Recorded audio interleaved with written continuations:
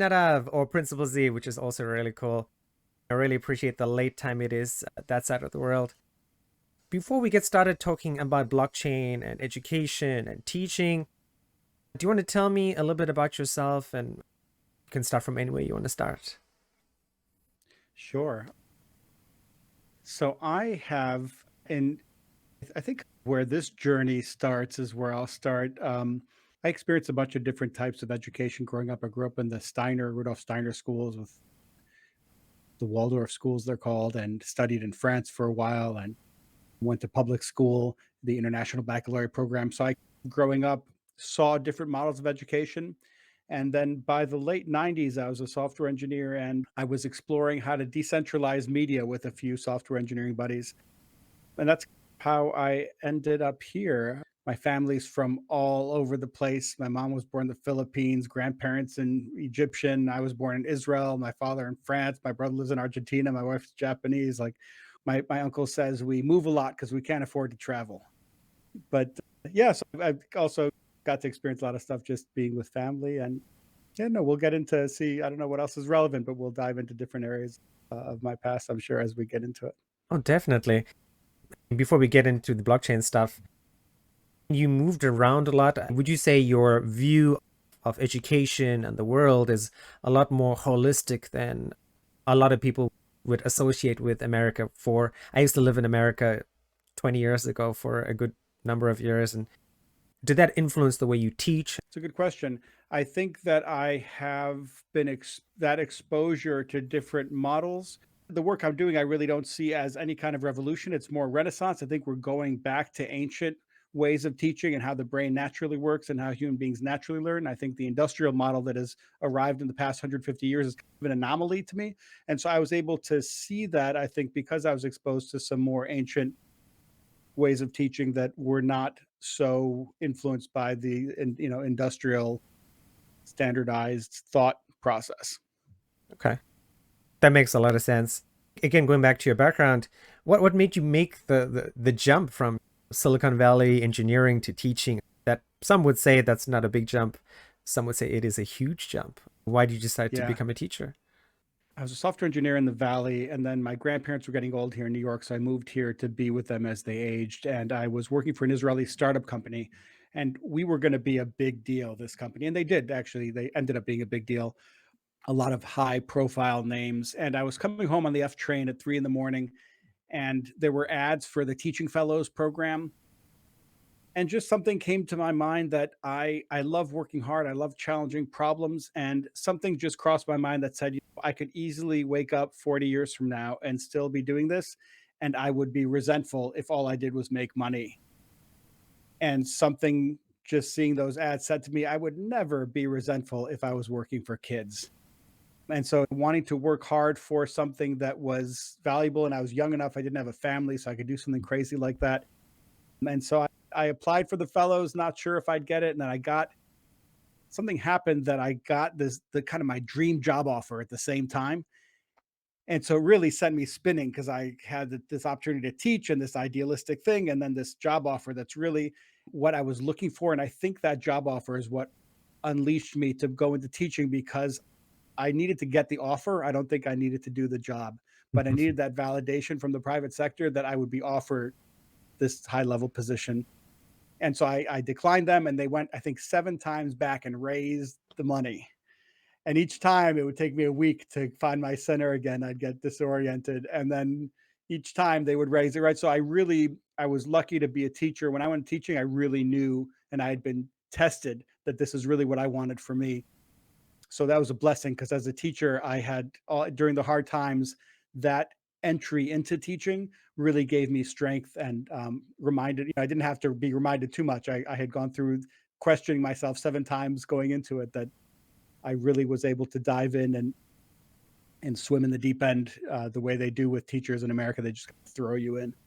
That is an amazing. I want to say story, but story is not a good word. It's an amazing experience that you had. We were talking before the show, and I used to work in public relations, but before that, I was a teacher for 10 years out here. And Like when you first started teaching, what was it like? Because I remember my first year teaching was hard. It was late nights, 12-hour days for a few months just to get used to the working with kids and adapting to the way different people learn and stuff. So what was your first initial teaching experience like? Oh man, it was so hard. It was so hard. I was hired as a physics teacher and they used me to teach some technology courses, which is fine. I taught a lot of special education math. I'm a math person, that's fine. But I also taught living environment and living environment labs. I hate biology. I did until I started teaching it. I fell in love with the teaching it. So I had so many different subjects I was teaching. And I think my first term I had 350 students because I was doing all the labs for all the other classes. So those students I would just see once a week. So I'd have a different 2 periods of a different group every day. And then my regular classes, it was just there's no way there was just no way to do that job well. But it taught me some kind of meta pedagogical skills. But I failed miserably. My first day, I was right across the street from the 911, the call center, the 911 call center in New York City. So there are all these cops and our students would like to get my attention and then throw textbooks out the window at the cops. Oh And no. then they would all come in and line my kids up and I would get threatened. It was a mess. I had a kid steal my watch. And the first few days, it took me a while just to learn how to hold my own. Yeah, it was trial by fire, man. It was grueling. Oh wow. Out here in Asia, we get off easy. Kids definitely don't do stuff like that. There is things, but I guess definitely not of the same level. But there are always benefits and negatives to each situation. All right, moving on to why we do the Inside Crypto podcast, which is all about blockchain technology, crypto. You had a fantastic bio, and the book is really, really interesting. I only started reading it this week, and we'll get into that a little bit later. But for a first very general question, why does blockchain technology offer a unique opportunity to transform public education in America?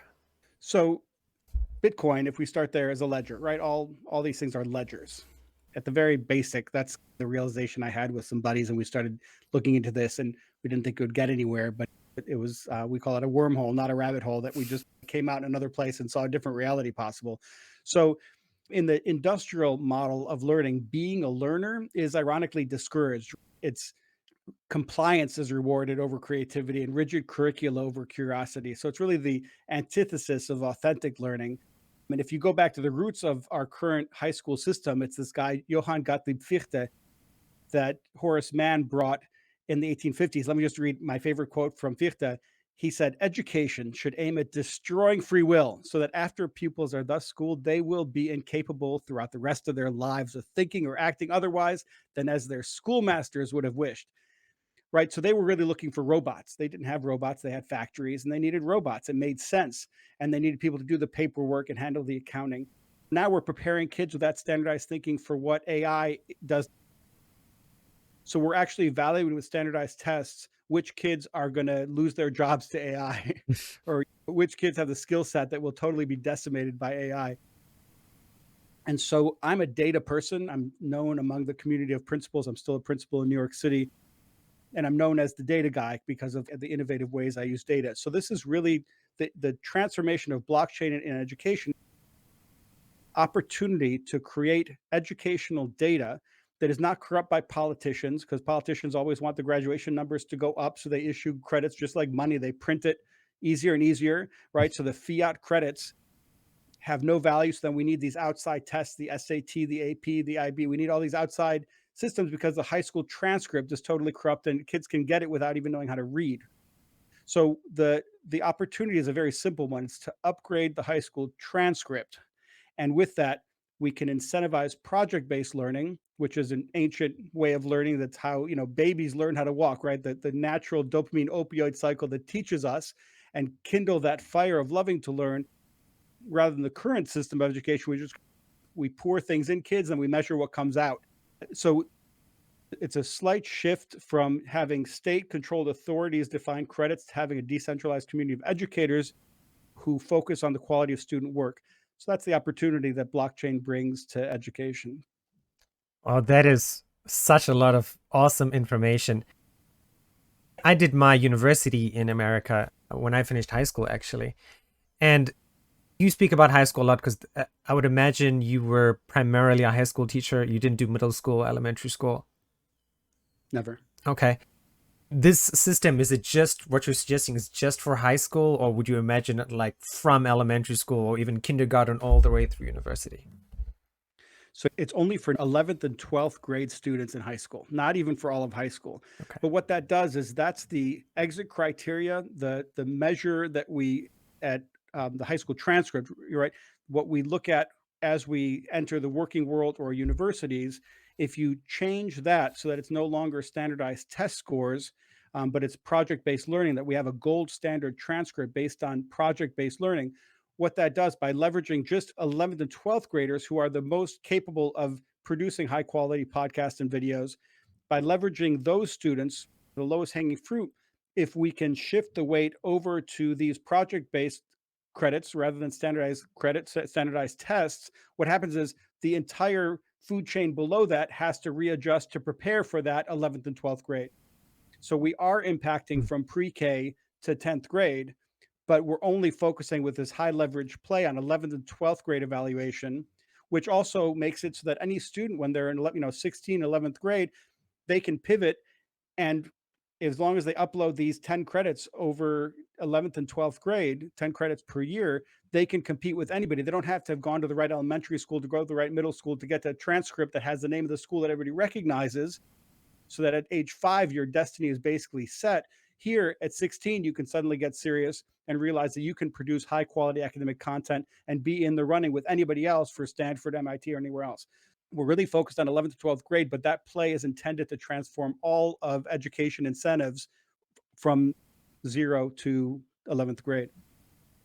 That's something that really resonates. When I started teaching 10 years here in Taiwan, parents have a plan. Like when the kids hit grade 6 elementary school, they're like, okay, now we need to think about what high school is. And here, I would imagine the States is the same. Depending where you live, it depends what school you can go to for junior high school or middle school as well. And then from middle school, it becomes really serious. Then you have to choose a good senior high school or high school. And a good high school determines whether you can get into the best university or stuff. And it's such a terrible system, so that from grade 6, like childhood is over in Asia, because on top of regular schooling here, your wife is Japanese, you would have to go to extra schooling or cram schools for English, for Chinese, for math, for science.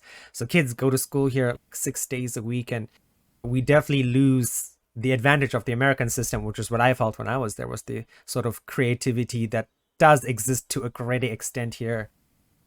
And I think that would be wonderful, like you said, to have a system where everybody can compete equally, because we have tons of middle schools and schools and they're all competing for the same high schools, and it's unfair. Going back to the gold standard, like how would you implement it, or has it already been implemented? Yeah. So just one thing about what you're saying, the opportunity with anybody being able to opt into this program is that you can find those gems in any school, even if they're not in one of the great schools. They can take initiative to upload credits to this platform. Anybody has access to gold standard credit or transcript. So how is it implemented? It's an app. It's a high school transcript app. It's really like protocol level. On top of this, I think a lot will get built, but we are just focusing on the very low level protocol level work. We are not taking venture capital, because then you have office space and you have paid employees, and then your time preference gets very high. So what we're doing, we are volunteers. There's 20 of us now that kind of believe in the mission and working with it. And we are then working with college interns who have internship hours that they have to complete for university. We're leveraging that time to have them do some of the work that we might not have time to do, explainer videos, things like that. Our development team is about 10 people, and they will have a demo out in early 2022 that will let people play with the app. It's a hard app to explain. It's much easier if you can poke around and play with it. So we're just getting to a place that we have a demo app. So we move a little slower than venture capital teams would move, because we are volunteer and because we are decentralized, because we're nonprofit. But the laser focus is on this high quality student work product, and we can maintain our focus on that goal.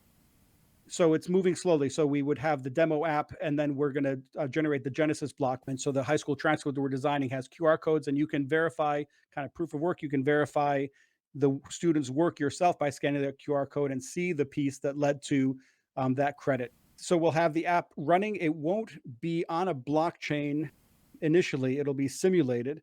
But once that demo is out, the issue with blockchain engineers, we couldn't get any for free working as volunteers. There's just too much demand. So with that demo, then we would raise the money to hire the blockchain team and then implement the academic capital piece, which is a distinction unique to our platform of how to mint a unit of academic capital. So it is one step at a time. By 2023, we will have something open, invite only, but open to the public.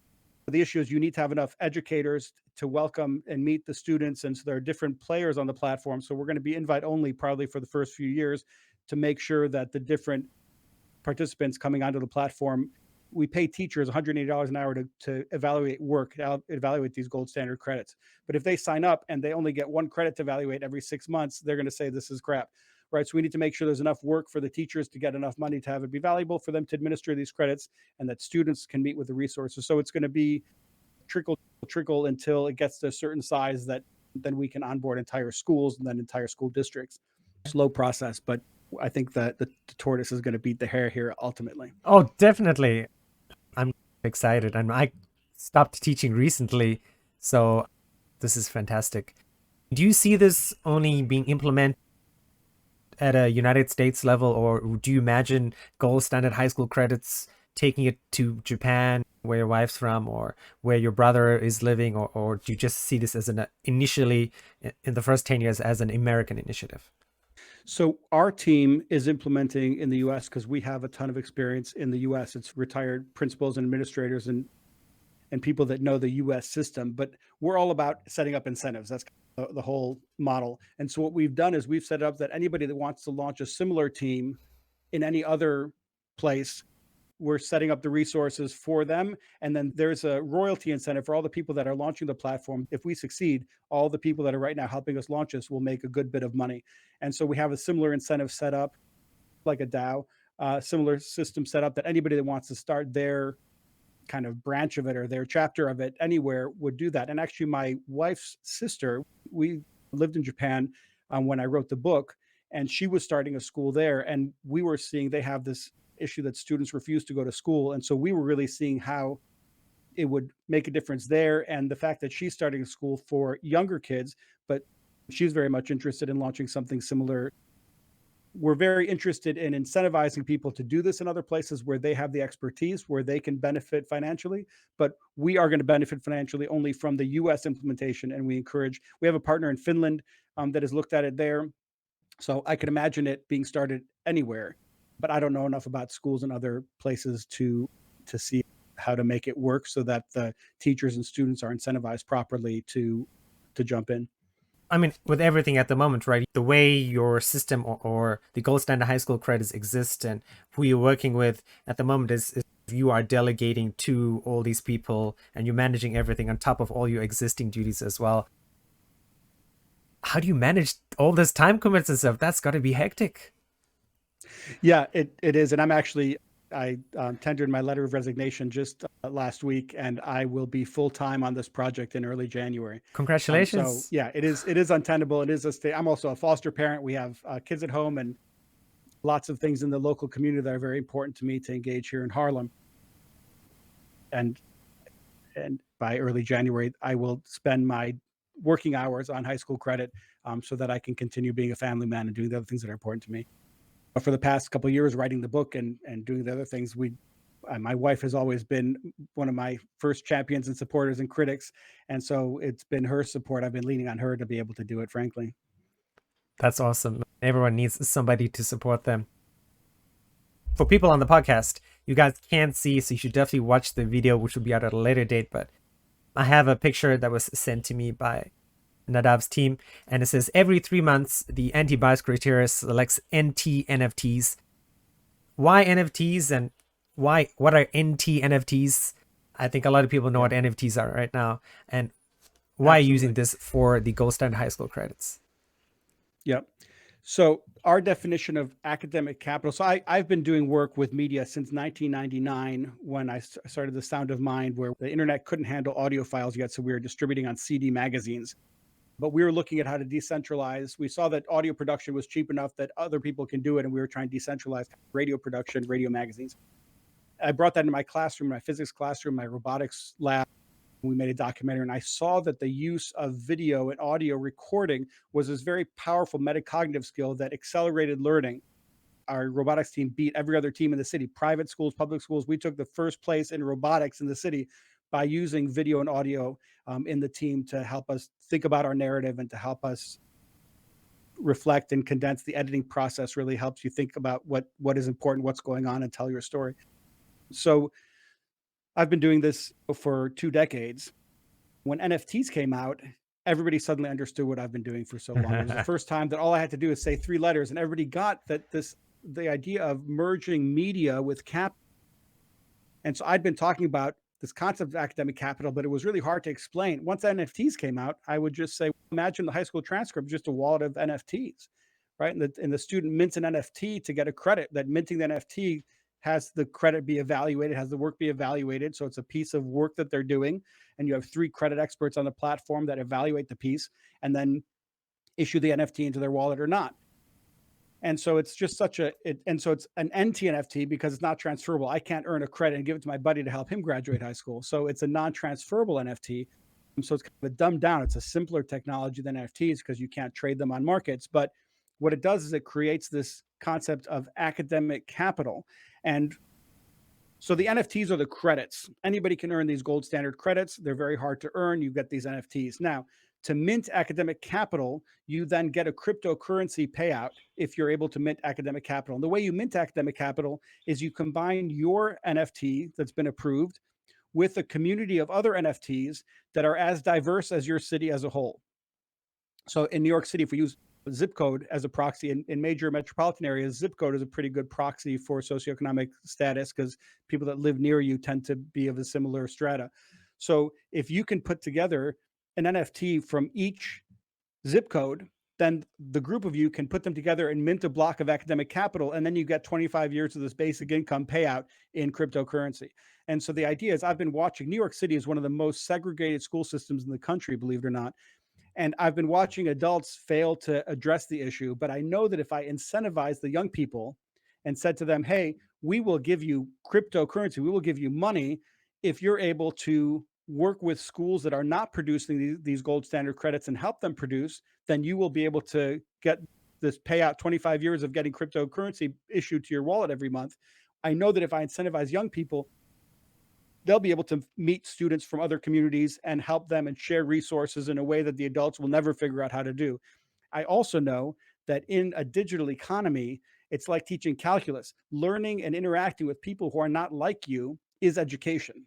So having these kids interact with students that are not like them, that have perspectives that are different from theirs, will actually help educate our young people. Because right now, being in a classroom where everyone is just like you from the same socioeconomic class, you all agree and you don't get challenged. Your thinking doesn't get challenged in the social studies class or an English class. Here, they're going to get to have contact with students who are not like them because they're going to be sharing resources, because there's a financial incentive to do. The minting of academic capital is what in every school, we always have students that win awards at the end of the term. So it's really the students in each school. There will be some students in every school that earn this basic income issuance. Now, how many students in a school can earn it depends on how many students earn it at the poorest zip code. So if in the poorest zip code, 100 kids, then 100 kids in every other school around the city can get the award.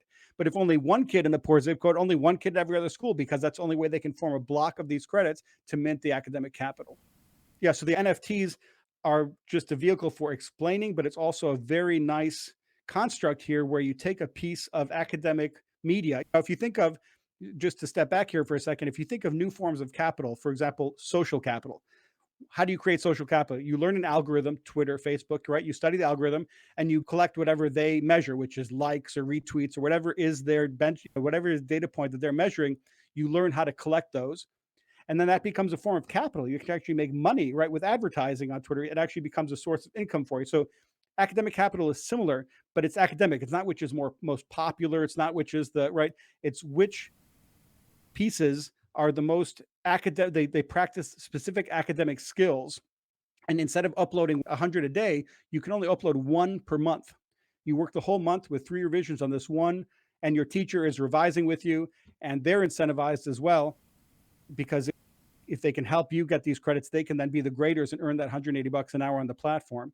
And so the idea of academic capital is this new form of digital capital that is a measure of project-based learning and of incentivizing diversity in the school. So the students that earn these awards are the ones that went beyond just the academics to meet students in other communities and to help them earn these credits as well. That's so awesome and very egalitarian. How did you come up with the construct? You mentioned that you and a few buddies came up with this idea. How long did it take you to flesh out the ideas and the NFTs and the academic capital and taking the situation of New York in general? Is this like something that's been in the works for the last 3-4 years? Was this post your book or pre your book or? Yeah, so there's some things that have developed since the book, and but the foundation was the work that I started in 2003 in my classroom when I brought podcasting into my physics classroom. And then as a turnaround principal, I took over a failing school. We were actually listed to be shut down when I was assigned as principal. And within 18 months, we had the top scores on all the rating systems in the city. So they couldn't shut us down because we were an A school. We were like the top performing school. And how we did that is we made the students the center of attention, pointed cameras at them, interviewed them, and generated hundreds of high quality academic videos with the kids. So the work is really based on what I've done for 2 decades in schools with kids. In my school, that I've always worked in schools that are for kids that are kicked out of other schools. So they're coming out of incarceration or they got pregnant for whatever reason, push them out, and we collect them. We call them transfer schools. They're alternative schools here in New York City. And so we're working with students sometimes who can't read or write, but you give them a microphone, they're sometimes the best interviewers. They listen the most carefully. They're sometimes the best auditory learners. And so we're really going back to some ancient practices when we used to transmit knowledge orally. We didn't always write things down. So we're moving away from the pen and paper to these oral traditions of learning. The power of that and how media is at the foundation of the next level of education I had been seeing for 20 years. NFTs came out, and suddenly there was a vehicle for me to operationalize that. Now, if you note in my book, NFTs weren't even around when I wrote the book, but I was talking about academic capital, new form of capital that combines media with capital. And NFTs just put a name, put a tag on it that everybody could understand. How has your uptake been? Like with this system in New York, have a lot of principals expressed interest, or what has the uptake been for this system amongst people you don't know? People like bashing down your door, say, Nadav, please let us in. We want to join. Yeah, so there's a group of schools here in New York called the consortium schools who have opted out of standardized testing since their creation. So they are these portfolio-based schools. They negotiated with the state of New York not to take the Regents exams, with the exams that normally you take here to get your high school equivalence, your high school diploma. So they have been leading this work. So there's a lot of schools never adopted the industrial model and have been doing project-based learning because they know that's how young people learn best, and it's how to kindle the flame of curiosity rather than trying to pour content into kids. So first, we're celebrating those communities that already been doing this and helping them get a broader reach by using this platform. They already have the curriculum, they have the expertise. We're providing that protocol layer infrastructure for them to join us and to start making money as a side hustle so they can stay in the classroom but make that 180 bucks an hour on the side. So we're really trying to celebrate and incentivize those people that have been doing this type of work for a long time. So we're starting with schools in the Bronx. There's 5 schools in the Bronx in particular, and then one school, Fannie Lou Hamer, which 2 of the members from our team had spent a career and they know everyone there. So that's the first schools we're talking to. But in New York, there's a large opt-out movement in elementary and middle schools that parents that say, I don't want my child to be subjected to these standardized tests. And it's in New York State, it's something near 30% of students opt out of the standardized exams. Now, you can only opt out in elementary and middle school, because if you opt out in high school, you don't get a degree. So in high school, there's never been an option to opt out. As this platform launches for the first time, we will offer an opt-out, a way to get high quality academic data that universities can use. And a lot of universities now are opting out of standardized exams. We will now offer all those kids that opted out in elementary and middle school, that 30% of students, 20 something percent of students that opt out, we will offer them a way to opt out in high school as well and choose these project-based. And again, that's also already what the consortium schools, a lot of those students just go to one of these specialized schools that don't do standardized testing. But we will offer that to any student at any school that feels like they can make high quality podcast segments, and it's all 10 minutes. So no more than 10 minutes per segment 10 minutes podcast segments or 10-minute video segments that are academic. So like Khan Academy, but if it was by the students for the students. If you know what Khan Academy is, Of imagine if course. all the videos they were made by students for their students. That's the academic side. But then on the humanities side, it's filling the hyper local media market. So going out and telling stories and being a reporter in your local area, and the high schools will suddenly become this way to mobilize young people to investigate the foster care system or any issue that somebody wants reporters to go out and tell at the hyper local level. They can create one of these credits to incentivize the kids to go out and give them the structure to go out and interview people in their community about a particular topic. So it becomes a social action through media platform as well for the people that write the credits that the students then pitch their stories to. That's awesome. You said 5 schools in the Bronx and another school that's a 6. That's still impressive. And given the size of New York and what you could potentially be doing, it explains why you got to do this full time next year. Moving on towards the end, and I still want to talk about your book as well before we round off today's show. I mean, in a very broad sense, do you see blockchain being used in any other part of the educational sector moving forward or beyond the gold standard high school credit? Micro credentialing, I see a lot, but my expertise is really high school, especially second chance high schools. So I'm not sure I could say about, I think I could see university. I hear people talking about things and sharing links with me with people that are doing very similar work in different areas. So I bet there are ways to use ledgers, decentralized ledgers in many ways beyond the high school transcript, but I'm just not an expert anywhere outside of high school. So I'm not sure I can really say. Oh, no, no worries. I was just very curious. All right. Last sort of very crypto-centric question. I'm sure our listeners would love to know is what crypto chain or what protocol are you a fan of, or what are you interested in?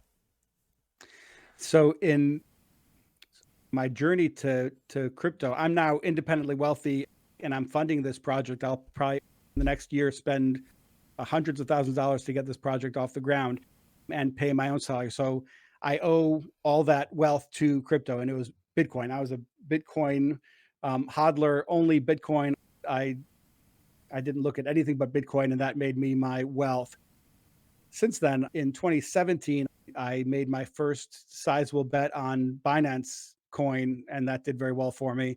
And now I moved that money that had been in Binance now to the Terra Luna, to the Luna blockchain. Wow. And so now I have a heavy play in staking in Luna. But so I think those are all great just for myself. And I just base that on adoption. Those are platforms that I see have large adoption. And so they already have legs and they're already doing something real in the world. But I'm really, everything I do is just to grow my BTC bag. I'm a Bitcoiner. At, just because of decentralization. I think most of the other projects aren't really decentralized, only in name.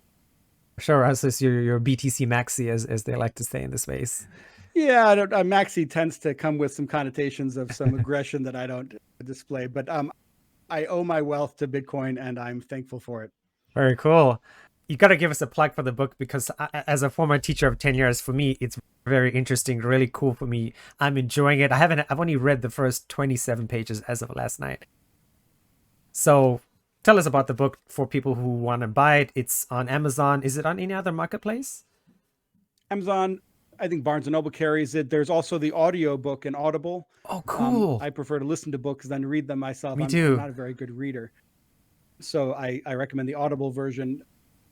It's education in the digital age, how we get there. If you go to educationinthedigitalage.com, you can see more about the book and sign my mailing list and things like that. So the book was my thinking through the world that my students are graduating into, because I had a few experiences where I helped students graduate and get into college, and then they had debt and they didn't finish college, and now they have no degree in debt.